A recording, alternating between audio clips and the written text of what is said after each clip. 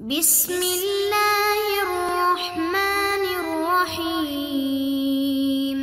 بسم اللہ الرحمن الرحیم۔ السلام علیکم عزیز طلبہ کرام، امید ہے آپ حضرات خیریت سے ہوں گے۔ آج ہمارا صحیح مسلم کا سبق نمبر 12 ہے، جس کا عنوان ہے مقدمہ صحیح مسلم حصے ششم۔ آگے بڑھنے سے پہلے حسب سابق ہم گزشتہ اسباق کے خلاصہ جات کے اوپر ایک نظر ڈالتے ہیں۔ گزشتہ سبق کا خلاصہ آپ کے سامنے ہے اور آج کے سبق کا خلاصہ وہ چند نکات کے اوپر مشتمل ہے۔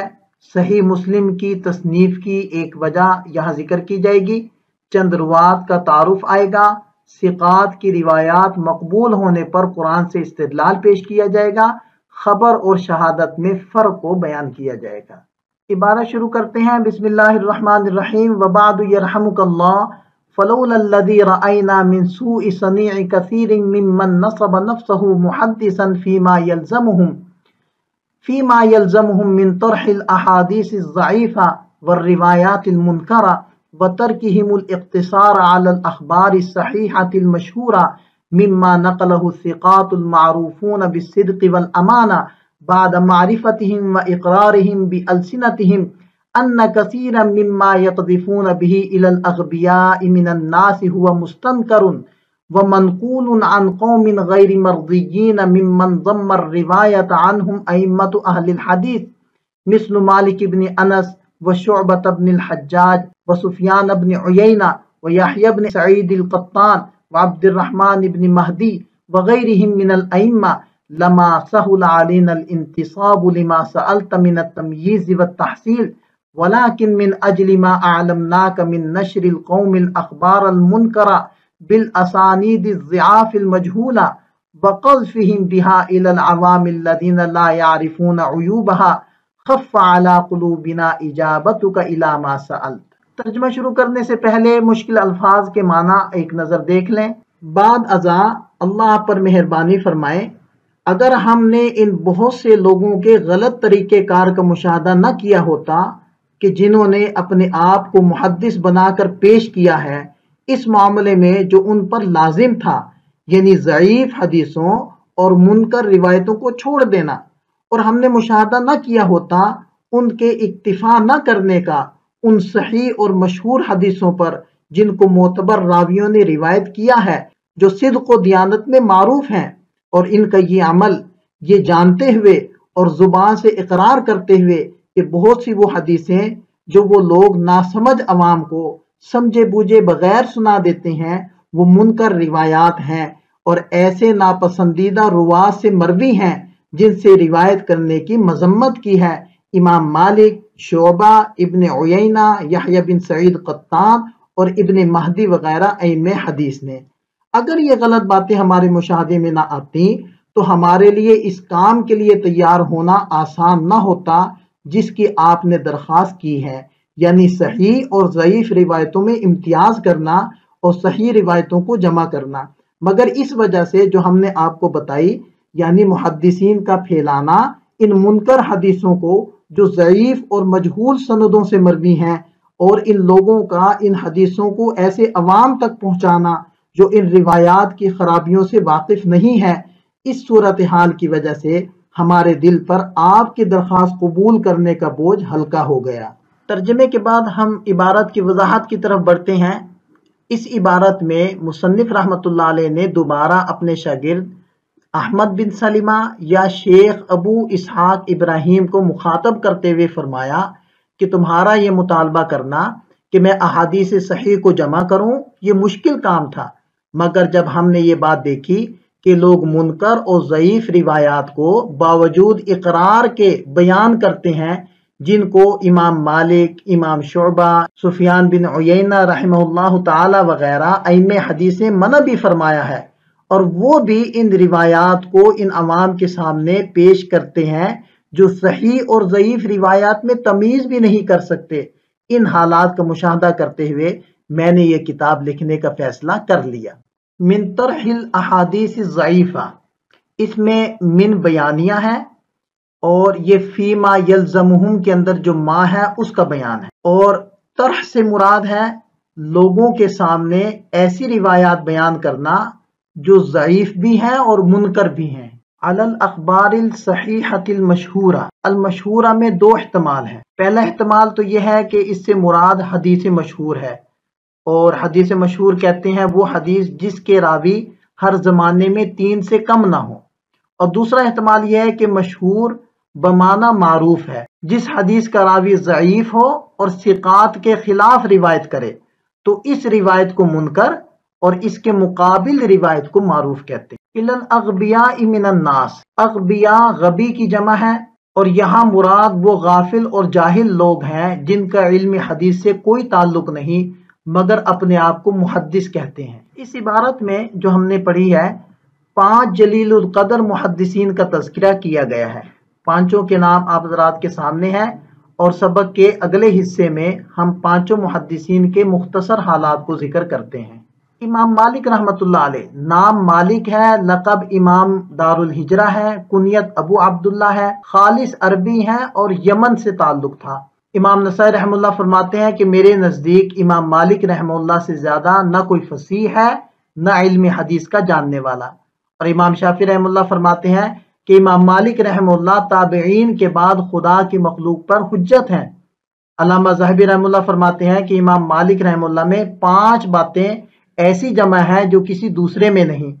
پہلی، دراز عمر اور عالی سند، دوسری، عمدہ فہم اور وسیع علم، تیسری، آپ کی روایات پر امت کے ائمہ کا اتفاق، چوتھی، آپ کی عدالت، اتباع سنت اور دینداری پر محدثین کا اتفاق، اور پانچویں، فقہ اور فتویٰ میں مہارت۔ دوسرے محدث ہیں شعبہ بن الحجاج رحمہ اللہ، بصرہ کے رہنے والے تھے۔ حسن بصری رحمہ اللہ سے بھی کچھ مسائل آپ نے سنے ہیں۔ ولادت 80 ہجری میں ہوئی۔ سفیان ثوری رحمہ اللہ فرماتے ہیں کہ شعبہ امیر المؤمنین فی الحدیث ہیں۔ امام شافعی رحمہ اللہ فرماتے ہیں اگر شعبہ نہ ہوتے تو عراق میں حدیث کو جانا نہ جاتا۔ یحییٰ بن معین فرماتے ہیں کہ شعبہ امام المتقین ہے۔ تیسرے محدث ہیں سفیان بن عیینہ رحمہ اللہ، نام سفیان ہے، ابو محمد کنیت ہے، کوفہ کے رہنے والے تھے، 170 ہجری میں پیدائش ہوئی۔ امام شافعی رحمہ اللہ فرماتے ہیں اگر امام مالک اور سفیان بن عیینہ نہ ہوتے تو حجاز کا علم ختم ہو جاتا۔ یحییٰ بن معین فرماتے ہیں کہ عمرو بن دینار رحمہ اللہ کے شاگردوں میں سب سے زیادہ اثبت سفیان بن عیینہ ہیں۔ امام احمد فرماتے ہیں کہ ما رأیت بالسنن اعلم منہ، اور علی بن مدینی فرماتے ہیں کہ زہری رحمہ اللہ کے شاگردوں میں سفیان بن عیینہ رحمہ اللہ سب سے زیادہ متفق علیہ ہیں۔ چوتھے محدث ہیں یحییٰ بن سعید القطان رحمہ اللہ، نام یحییٰ ہے، والد کا نام سعید، ابو سعید کنیت تھی۔ ولادت 120 ہجری میں ہوئی، بصرہ کے رہنے والے تھے۔ آپ کو محدثین کی جماعت نے ثقہ اور حافظ کہا ہے۔ علی بن مدینی رحمہ اللہ فرماتے ہیں کہ اسماء اور رجال میں ان سے بڑا عالم کوئی نہیں ہوا، 20 سال تک ہر رات قرآن کا ختم کرتے تھے، قرآن سے خاص شغف رکھتے تھے، جب ان کے سامنے قرآن پڑھا جاتا تو بے ہوش ہو جاتے تھے۔ شعبہ رحمہ اللہ ان کے استاد تھے، وہ بھی ان کے علم کے قائل تھے۔ یحییٰ بن معین رحمہ اللہ فرماتے ہیں کہ یحییٰ بن سعید عبد الرحمن بن مہدی رحمہ اللہ سے زیادہ اثبت ہے۔ محمد بن بشار رحمہ اللہ فرماتے ہیں کہ یحییٰ رحمہ اللہ اپنے زمانے کے امام تھے۔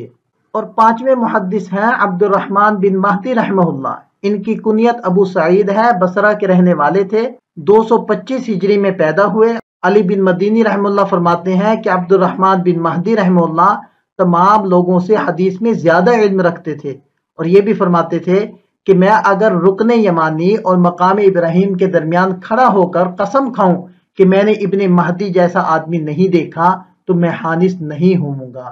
ہمیشہ اپنے حفظ سے حدیث بیان کرتے، ان کے ہاتھ میں کبھی کتاب نہیں دیکھی گئی، پوری رات عبادت کرتے، 2 رات میں ایک قرآن ختم کرتے، ہر سال حج کرتے تھے۔ سیاہ ستہ میں ان سے روایات نقل کی گئی ہیں۔ من التمییز والتحصیل، یہ لما سألت میں ماں کا بیان ہے کہ جب تمہارے لیے صحیح اور سقیم اور مقبول اور مردود روایات علیحدہ کرنے کا کام آسان ہوا، اب ایسی کتاب لکھیں گے کہ جس میں صحیح، جید اور مقبول احادیث کو الگ کر کے لکھا جا سکے۔ خف علی قلوبنا، دین کی حفاظت اور مسلمانوں کو ضرر سے بچانے کا فائدہ ایسا ہے کہ اس کی وجہ سے یہ کام میرے لیے کرنا آسان ہو گیا۔ آگے بڑھتے ہیں۔ وَعْلَمْ وَفَّقَكَ اللَّهُ تَعَالَى أَنَّ الْوَاجِبَ عَلَى كُلِّ أَحَدٍ عرف التمييز بين صحيح الروايات وسقيمها وثقات الناقلين لها من المتهمين ألا يروي منها إلا ما عرف صحة مخارجه والستارة في ناقليه وأن يتقي منها ما كان منها عن أهل التهم والمعاندين من أهل البدع۔ ترجمہ دیکھ لیں۔ وعلم، اور آپ اس بات کو جان لیں، اللہ تعالیٰ آپ کو توفیق عطا فرمائے کہ ہر اس شخص پر جو صحیح اور ضعیف روایتوں کے درمیان امتیاز کر سکتا ہو اور حدیث کے ثقہ راویوں کو متہم راویوں سے ممتاز کر سکتا ہو، تو اس پر واجب ہے کہ وہ صرف ایسی حدیثیں بیان کرے جن کی روایت کی درستگی اور ناقلین کے صدق و ضبط کو جانتا ہو، اور جو روایتیں متہم اور معاند گمراہ لوگوں سے مروی ہیں ان سے اجتناب کرے۔ مطلب یہ ہے کہ عوام کے سامنے صحیح احادیث بیان کرنا لازم ہے، ضعیف منکر احادیث عوام کے سامنے بیان کرنا ناجائز اور عوام کے ساتھ خیانت ہے۔ ان اہل التہم، متہم وہ راوی جس سے حدیث نبوی میں تو جھوٹ بولنا ثابت نہ ہو مگر اس سے عام گفتگو میں جھوٹ بولنا ثابت ہو چکا ہو، یہ ایسی روایت کو وہ بیان کرے جو اصول دین کے خلاف ہو۔ معاند گمراہ لوگوں سے روایت کے نقل کرنے سے اجتناب کرے۔ اہل بدعت کی روایات قبول ہوں گی یا نہیں، اس بارے میں محدثین کے 7 اقوال ہیں۔ بعض کے نزدیک مطلقاً مقبول ہیں، بعض کے نزدیک مطلقاً مردود ہیں، مگر جمہور کا قول یہ ہے کہ بدعتی کی روایت مقبول ہے بشرطے کہ یہ شرطیں پائی جائیں۔ وہ شرطیں ہم اگلی سلائیڈ کے اندر ذکر کرتے ہیں۔ وہ 7 شرائط ذکر کرتے ہیں۔ پہلی شرط یہ ہے کہ ان کی بدعت حد کفر تک نہ پہنچی ہو۔ دوسری شرط وہ بدعتی اپنی بدعت کا داعی نہ ہو۔ تیسری شرط اس کی بدعت کسی واضح شرعی قطعی دلیل کے خلاف نہ ہو۔ چوتھی شرط وہ بدعتی اپنے مذہب اور اہل مذہب کے لیے جھوٹ بولنے کو حلال نہ سمجھتا ہو۔ پانچویں شرط یہ ہے کہ اس کی روایت سے کسی بدعت کی تائید نہ ہوتی ہو، اور چھٹی شرط اس کی روایت کسی شرعی دلیل اور امر متواتر کے خلاف نہ ہو۔ سابقہ سلائیڈ کے اندر جو گفتگو کی گئی ہے اس کا حوالہ آپ حضرات کے سامنے ہے، کتاب نزہۃ النظر، اس کے صفحہ نمبر 99 اور 100 کے اوپر یہ پوری بحث موجود ہے۔ آگے بڑھتے ہیں۔ والدلیل علی ان الذی قلنا من ھذا هو اللازم دون ما خالف قول اللہ تبارک وتعالی یا ایھا الذین آمنوا ان جاءکم فاسق بنبأ فتبینوا ان تصیبوا قوما بجہالۃ فتصبحوا علی ما فعلتم نادمین، وقال جل ثناؤہ ممن ترضون من الشہداء، وقال عز وجل واشہدوا ذوی عدل منکم، فدل بما ذکرنا من هذه الآیہ ان خبر الفاسق ساقط غیر مقبول وان شہادت غیر العدل مردودہ۔ ترجمہ دیکھ لیں۔ اور اس بات کی دلیل جو ہم نے بیان کی ہے وہی لازم ہے اور اس کے خلاف جائز نہیں۔ اللہ تعالیٰ کا فرمان ہے، اے ایمان والو، اگر کوئی غیر معتبر آدمی تمہارے پاس کوئی خبر لائے تو خوب تحقیق کر لیا کرو، کہیں ایسا نہ ہو کہ کسی قوم کو نادانی میں کوئی نقصان پہنچا دو پھر اپنے کیے پر پچھتاؤ۔ اور اللہ تعالیٰ کا یہ ارشاد ہے، ایسے گواہوں میں سے جن کو تم پسند کرتے ہو۔ اور یہ بھی اللہ تعالیٰ کا فرمان ہے کہ اپنے میں سے 2 معتبر آدمیوں کو گواہ بنا لو۔ یہ آیتیں اس بات پر دلالت کرتی ہیں کہ فاسق کی خبر ناقابل اعتبار، نامقبول ہے، اور یہ کہ غیر عادل کی گواہی مردود ہے۔ یہاں سے مصنف رحمۃ اللہ علیہ یہ بات بیان فرما رہے ہیں کہ ثقہ لوگوں کی روایات قبول ہوں گی اور متہم اور مبتدع کی روایت مقبول نہیں۔ اس پر قرآن کی 3 آیات سے استدلال فرما رہے ہیں۔ آگے بڑھتے ہیں۔ والخبر ان فارق معناه معنى الشهادة في بعض الوجوه فقد يجتمعان في أعظم معانيهما إذ كان خبر الفاسق غير مقبول عند أهل العلم كما أن شهادته مردودة عند جميعهم، ودلت السنة على نفي رواية المنكر من الأخبار كنحو دلالة القرآن على نفي خبر الفاسق وهو الأثر المشهور عن رسول الله صلی اللہ علیہ وسلم۔ ترجمہ دیکھ لیں۔ اور خبر بعض اعتبارات سے اگرچہ شہادت سے متفاوت ہے مگر بنیادی بات میں دونوں متحد ہیں، کیونکہ فاسق کی خبر علماء کے نزدیک غیر معتبر ہے، جس طرح اس کی شہادت بالاتفاق مردود ہے۔ اور احادیث بھی اس بات پر دلالت کرتی ہیں کہ منکر روایتوں کا بیان کرنا جائز نہیں، جس طرح قرآن مجید اس بات پر دلالت کرتا ہے کہ فاسق کی خبر معتبر نہیں ہے۔ وہ حدیث وہی مشہور حدیث ہے جو نبی پاک صلی اللہ علیہ وسلم سے نقل کی گئی ہے، من حدث عنی بحدیث یرا انہ کذب فہو احد الکاذبین۔ وبه قال حدثنا ابو بکر بن ابی شیبہ قال حدثنا وکیع عن شعبہ عن الحکم عن عبد الرحمن بن ابی لیلى عن سمرة بن جندب وبه قال حدثنا ابو بکر بن ابی شیبہ ایضا قال حدثنا وکیع عن شعبہ وسفیان عن حبیب عن میمون بن ابی شبیب عن المغیرۃ بن شعبہ قال قال رسول اللہ صلی اللہ علیہ وسلم ذالک۔ جس نے مجھ سے کوئی ایسی بات نقل کی جس میں وہ خود بھی اپنے کو دیکھتا ہے کہ وہ جھوٹا ہے، تو وہ خود بھی جھوٹوں میں سے ایک جھوٹا ہے۔ مطلب یہ ہے کہ شہادت اور روایت میں اگرچہ کئی فرق ہیں مگر بنیادی بات میں دونوں متحد ہیں، اور وہ بات یہ ہے کہ جس طرح شہادت کے معتبر ہونے کے لیے شاہد کا عادل ہونا ضروری ہے، اسی طرح خبر اور روایت کے معتبر ہونے کے لیے راوی کا عادل ہونا ضروری ہے، اور جس طرح فاسق کی شہادت مردود ہے تو اسی طرح فاسق کی روایت بھی غیر معتبر ہے۔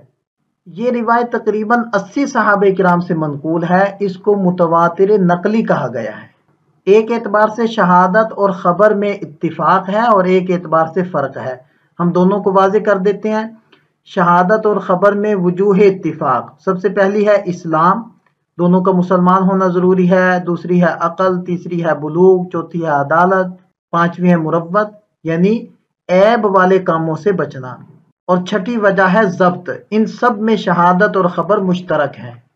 اس سلائیڈ کے اندر ہم شہادت اور خبر میں وجوہ فرق کو بیان کریں گے۔ پہلی وجہ ہے عدد، یعنی شہادت میں عدد شرط ہے مگر روایت میں عدد شرط نہیں۔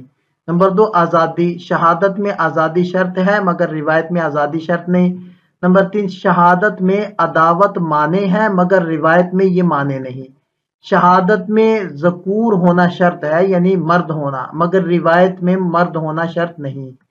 اور شہادت میں مخصوص تعلق، مثلا باپ کے بارے میں بیٹے کی شہادت معنی ہے مگر روایت میں یہ معنی نہیں۔ اور شہادت میں طلب شہادت شرط ہے مگر روایت میں ایسا نہیں۔ اور شہادت عند الحاکم ہوتی ہے مگر روایت میں ایسا نہیں۔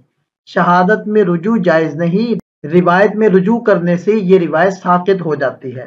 شہادت کے لیے مدعی کا دعویٰ شرط ہے جبکہ روایت کے لیے یہ شرط نہیں۔ روایت کے بارے میں ایک آدمی کے قول سے بھی جرح و تعدیل ہو سکتی ہے مگر شہادت میں ایسا نہیں ہو سکتا۔